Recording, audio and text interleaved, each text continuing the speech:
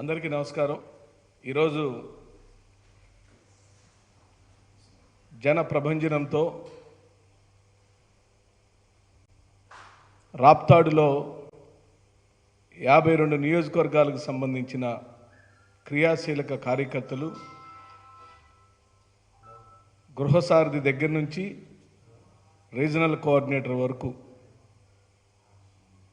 ఓ ప్రభంజనంలాగా రాప్తాడులో జరగబోతున్న సిద్ధం సభకు తరలి రాబోతున్న ప్రతి చిన్న పెద్ద కార్యకర్తలందరికీ స్వాగతం పలుకుతూ జగన్మోహన్ రెడ్డి గారి నాయకత్వాన్ని బలపరుస్తూ వారు వెంట మనందరం ఉన్నామని చెప్పడానికి ఓ సరైన వేదికగా రాప్తాడుని వాడుకోబోతున్నందుకు, ఆయనకి చేయి కలపబోతున్నందుకు ముందుగా రాయలసీమ జిల్లాల్లోని వైఎస్ఆర్ కాంగ్రెస్ పార్టీ క్రియాశీలక కార్యకర్తలకు, నాయకులకు, పెద్దలకు, ఎమ్మెల్యేలకు, ఎంపీలకు, రీజనల్ కోఆర్డినేటర్లందరికీ శుభాకాంక్షలు చెప్తూ, ఇప్పటికే భీమిలిలో మరియు దెందులూరులో జరిగిన సభలతో తెలుగుదేశం పార్టీకి, మరి ముఖ్యంగా నారా చంద్రబాబు నాయుడికి మైండ్ దొబ్బింది.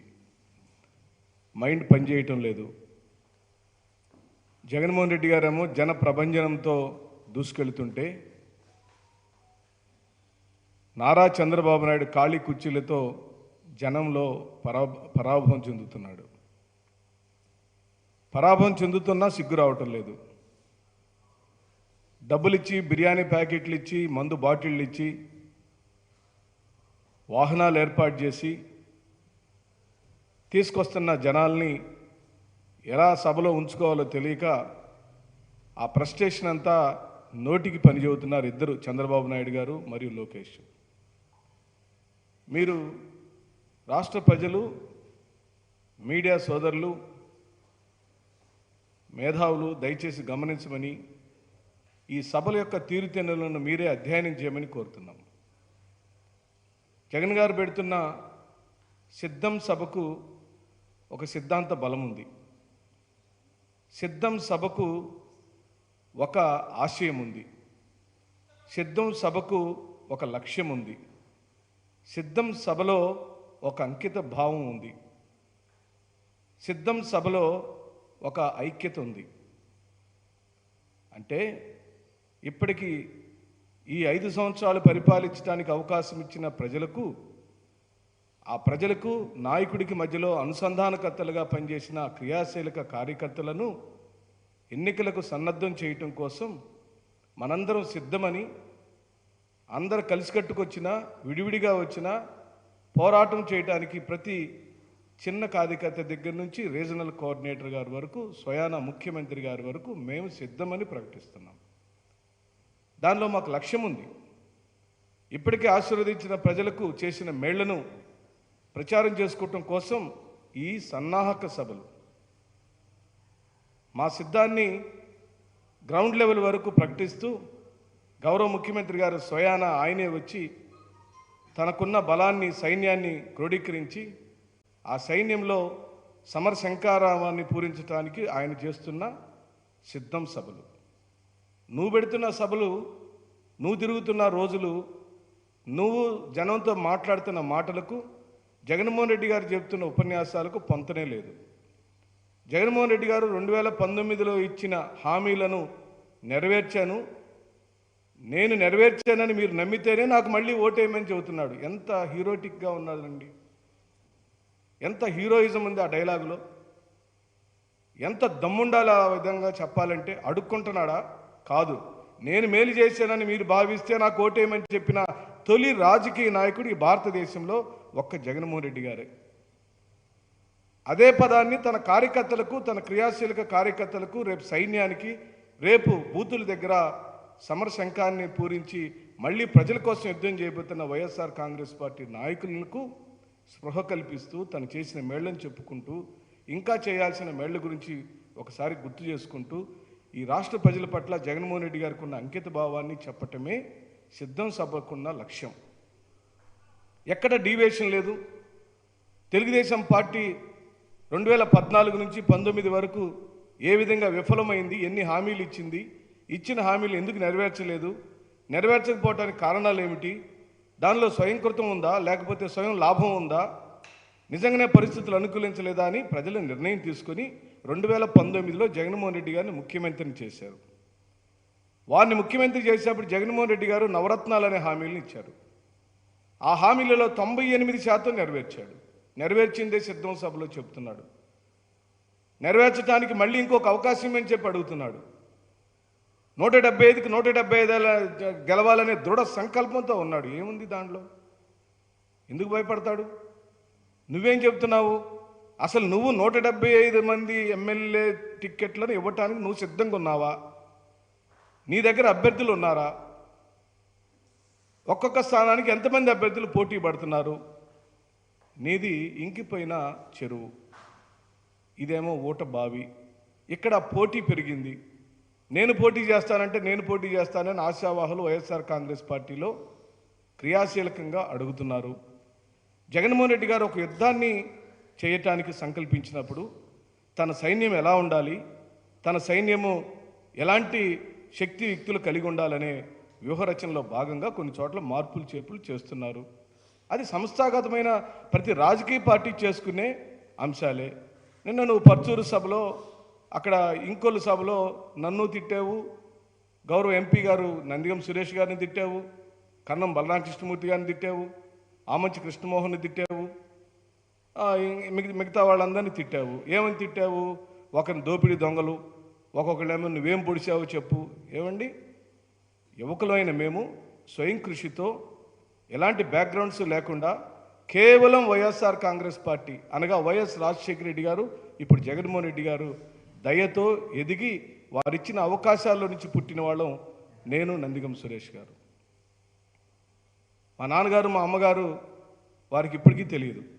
కేవలం మమ్మల్ని ఒక కార్యకర్తలుగా, ఒక క్రియాశీలక కార్యకర్తలుగా, కష్టపడే మనస్తత్వం కలిగిన వాళ్ళుగా, దళిత జాతిలో పుట్టిన మాకు నాయకత్వం చేయగలిగే సమర్థత ఉందని వారు అనేకమైన రాజకీయ పదవులు ఇచ్చి పెంచి ఈ విధంగా ఎమ్మెల్యేలుగా ఎంపీలుగా తయారు చేశారు.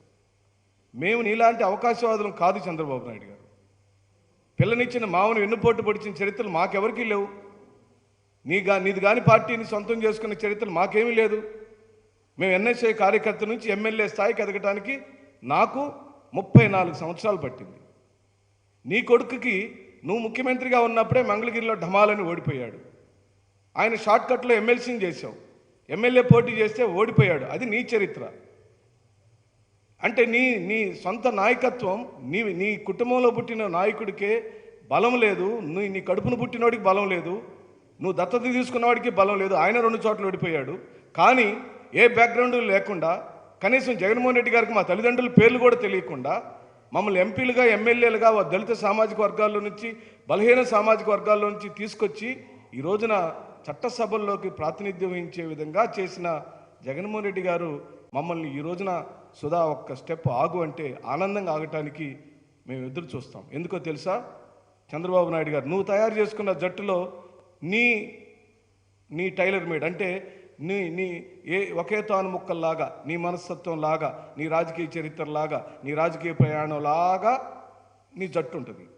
జగన్మోహన్ రెడ్డి గారు ఏంది? ఒక హీరోలాగా సోనియా గాంధీని ఎదిరించి సొంతగా పార్టీని పెట్టుకొని 150 మంది ఎమ్మెల్యేలు, ఈ రోజున 33 మంది ఎంపీలతో ఎదిగిన ఒక హీరోయిజమైన నాయకత్వం. ఆ నాయకత్వంలో నుంచి మేము కూడా మా స్థాయిలో, మేము కూడా ఏ బ్యాక్గ్రౌండ్స్ లేకుండా గల్లీల్లో ప్రజల కోసం పోరాటాలు చేసి విద్యార్థి యువజన రాజకీయాల్లో ఎదిగి సంస్థాగతంగా ఎదిగి పైకి వచ్చిన మమ్మలను ఈ రోజున జీరోలని కామెంట్ చేస్తావు. మేము ఎలా జీరోలు అవుతాం? నువ్వు జీరో, నీ కొడుకు జీరో, నీ దత్తత తీసుకున్న నీ కొడుకు జీరో. మీ ముగ్గురు జీరోలు కలిసి ఈ రోజున జట్టు కట్టారు. ఏముంది మీ చరిత్ర చెప్పడానికి? నేను అడుగుతున్నాను. మీరు ఈ రోజున రమణాసుర వధకు సిద్ధమని జగన్మోహన్ రెడ్డి గారి మీద మీరు కామెంట్ చేశారు. నేనైతే ఈరోజు చెబుతున్నా, నారా వధ సిద్ధం జరగబోతుంది రేపు రాయలసీమలో, ఈరోజు రాయలసీమలో, ఉత్తరాంధ్రలో కానీ, ఉభయ గోదావరి మరియు కృష్ణా జిల్లాలో జరిగిన సభల్లో కానీ, ఇప్పుడు రాయలసీమ ప్రాంతంలో జరుగుతున్న సభల్లో కానీ, ఎక్కడైనా ఎలాగైనా నువ్వు తప్పుపట్టడానికి కానీ, నీ కళ్ళతో చూడటానికి నువ్వు ఓర్చుకోలేక, ఒక్క అంశం లేక ఈ రోజు నా ప్రేలాపనలు పొందుతున్నావు. ఏదంటే అది మాట్లాడేస్తున్నావు. మా స్వయం కృషితో ఎదిగిన నాలాంటి యువకులను పట్టుకొని ఏదంటే అది విమర్శలు చేసేస్తున్నావు. చాలా చాలా దిగజారుడు చిల్లర రాజకీయాలు మీరు మాట్లాడుతున్నారని ఈ సందర్భంగా నేను మనవి చేస్తూ, టిక్కెట్లు కోల్పోయి చీటీ చించేశాడు అని మా నాయకుడి గురించి మీరు మాట్లాడారు. చంద్రబాబు నాయుడు గారు వారి సమూహానికి, వారి పార్టీకి మరియు ప్రజలందరికీ, నా సంతనూరుపాడు నియోజకవర్గ ప్రజలకు, ఈ ఆంధ్ర రాష్ట్రంలో తెలుగు ప్రజలందరికీ మనవి చేస్తున్నా, నేనైనా మరి ఏ ఇతర రాజకీయ నాయకులైనా జగన్మోహన్ రెడ్డి గారి యొక్క వ్యూహంలో నుంచి, జగన్మోహన్ రెడ్డి గారి యొక్క ఆలోచన విధానంలో నుండి ఆయన యొక్క జట్టులో ఓ కూర్పులో ఉద్భవిస్తాం, పుడతాం. అవకాశం వస్తుంది. అవకాశం ఆయన ఇస్తే వచ్చింది. మా రాజకీయ జీవితాలన్నీ జగన్మోహన్ రెడ్డి గారు ఇచ్చిన ఒక బహుమానం. ఆయన ఇచ్చిన బహుమానాలలో మేము ఆయన వ్యూహాలకు తగ్గట్టుగా పనిచేయడానికి సంసిద్ధంగా ఉన్నాం. అనేక మార్లు ప్రకటించాం. కార్యకర్తగా పనిచేయటానికన్నా మించిన పదవి, అంతకన్నా తృప్తి జగన్మోహన్ రెడ్డి గారి యొక్క పార్టీలో, జగన్మోహన్ రెడ్డి గారి యొక్క నాయకత్వంలో అంతకన్నా ఏముంటుందండి? నీలాంటి వాడి దగ్గర ఎమ్మెల్యేలుగా, ఎంపీలుగా, మంత్రులుగా ఉండటం కన్నా జగన్మోహన్ రెడ్డి గారి యొక్క నాయకత్వంలో ఓ కార్యకర్తగా ఉంటే దమ్ము ఉంటుంది, ధైర్యం ఉంటుంది, హీరోయిజం ఉంటుంది. కానీ నీ దగ్గర అంతా వెన్నుపోటులు ఉంటాయి, దోపిడి దొంగల ముఠాలు ఉంటాయి, రాజమండ్రి సెంట్రల్ జైలు ఉంటుంది, అలాగే స్కిల్ దొంగవు నువ్వు. నీ దొంగల యొక్క ముఠాలో మేమెందుకు ఉంటాం? హీరోతోనే ఉంటాం. హీరో నిర్ణయాలు గౌరవిస్తాం. ఆయన నిర్ణయాలు అది మా సొంతదైనా లేదా మన ప్రజలకు సంబంధించిన ఏ నిర్ణయాలైనా ఆయన సహేతుకంగా, బాధ్యతాయుతమైన నాయకుడిగా ఓ సామ్రాజ్యాన్ని ఆయన పరిపాలించేటప్పుడు ఎన్ని చర్యలు తీసుకోవాలో, ఎంత సామాజిక న్యాయాలు చేయాలో ఈరోజు మేము సభాష్ అంటున్నామండి. ఓసీ వర్గాలు కంటెస్ట్ చేసే నియోజకవర్గాలు బలహీన వర్గాలకు ఇస్తున్నాడండి. నీ వల్ల అవుతుందా? నీకు చేత అవుతుందా? అనేక తరాల నుంచి పెద్ద కులాల్లో ప్రాతినిధ్యం వహించిన నియోజకవర్గాల్లో కూడా ఈ రోజున బీసీ వర్గాలకు సంబంధించిన నాయకత్వాలను పోటీ పెట్టే దమ్ము, ధైర్యం ఈ భారతదేశంలో కేవలం జగన్మోహన్ రెడ్డి గారికి మాత్రమే ఉంది. కొంతమంది పోలుస్తున్నారు, కాంశీరామ్ గారు చేసిన సామాజిక న్యాయం చాలా గొప్పది, మాయావతి తీసుకొచ్చిన విప్లవం చాలా గొప్పది.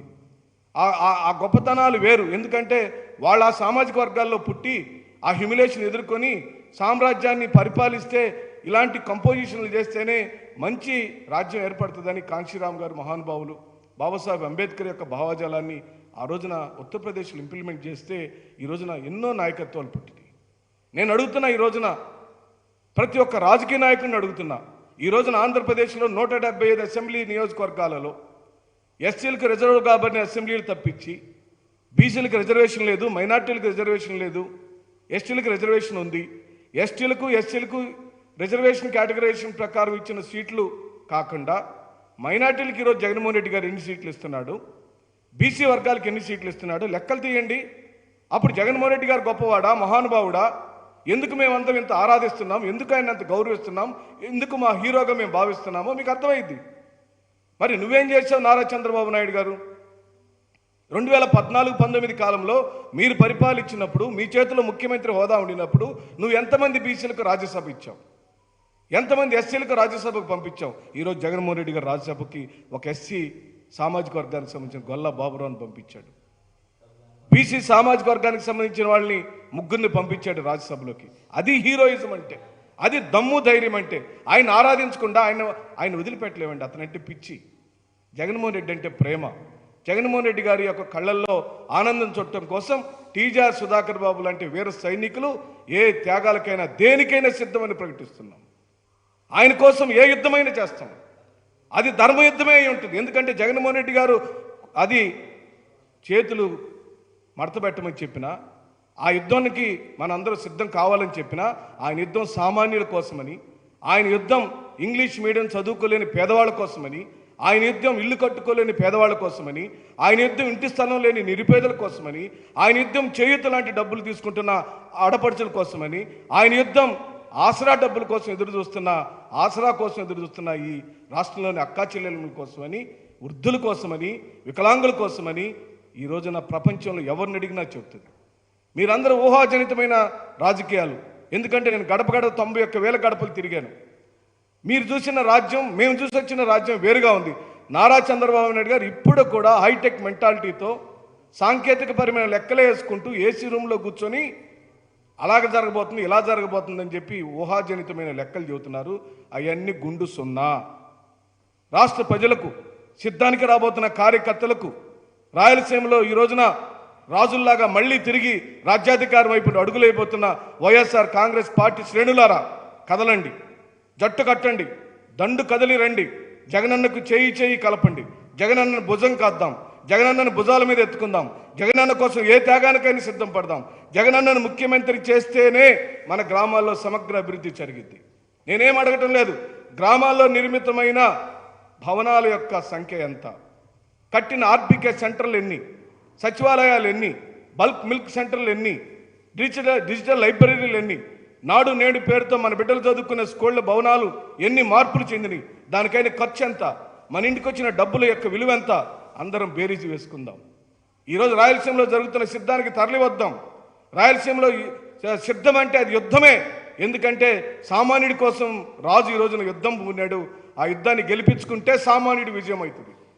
రేపొద్దున 2024 ఎన్నికలలో మళ్ళీ జగన్మోహన్ రెడ్డి గారు గెలిస్తేనే సామాజిక న్యాయాన్ని, సమగ్ర అభివృద్ధిని అన్ని కులాలకు, ఈ రోజున కమ్మవారిలో, రెడ్డి గారిలో, బ్రాహ్మణుల్లో, క్షత్రియుల్లో, వైశ్యులలో ఏమండి ఈబీసీ నేస్తం తీసుకుంటున్న వాళ్ళు, కాపు నేస్తం తీసుకుంటున్న వాళ్ళు, అలాగనే అనేకమైన పథకాల లబ్ధిదారులు జగన్మోహన్ రెడ్డి గారికి ఓటేయడానికి సంసిద్ధంగా ఉన్నారని మీ ద్వారా నేను మనవి చేస్తూ, చంద్రబాబు నాయుడికి చెట్టు చివరిగా, చంద్రబాబు నాయుడు నీ కొడుకుని విశాఖపట్నం పంపించావు, అక్కడ సెల్ఫీ దిగాడు, నేను ఒప్పుకుంటున్నా, అమరావతి పోదాం, ఎక్కడన్నా సెల్ఫీ దిగే అవకాశం ఉంటే మీరు చెప్పండి.